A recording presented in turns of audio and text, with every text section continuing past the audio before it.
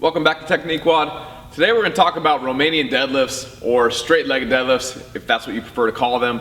I know there's a bit of a debate there. Some people get real hot on one name or the other. It really doesn't matter. The point is that you're doing a hip hinge from the top of the movement, just like this, as far as you can go with a neutral spine.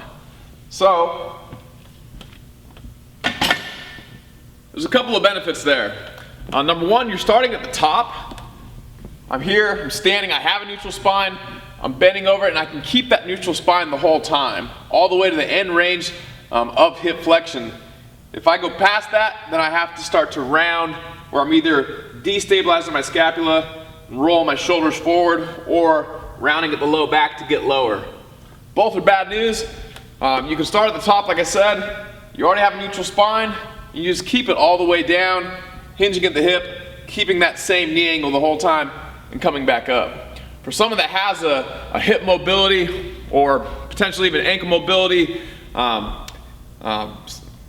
restriction, or even an asymmetry, that person is going to be able to pull from the floor with a neutral spine if they're doing deadlifts.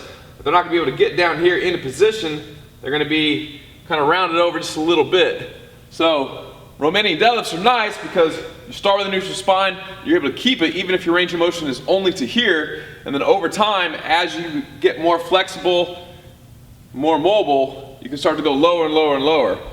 You can even use that as your stretch.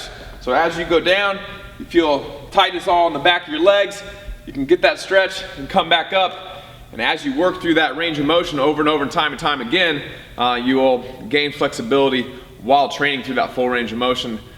Granted, you'll probably have to do a lot of mobility work on the side as well if you have a very significant restriction, but you can gain range of motion with the movement as a whole. So again, one more time with the barbell. I'm here, neutral spine, I push my hips back, my weight's on my heels. I'm keeping that nice neutral back, nice flat back. And then I come up, squeeze my butt at the top. One more time. And all the way up. So again, great movement for somebody who doesn't have the hip mobility to pull from the floor. You can start at the top and work on your hip extension strength without having to pull with a flexed lumbar spine from the floor. See you next time, guys.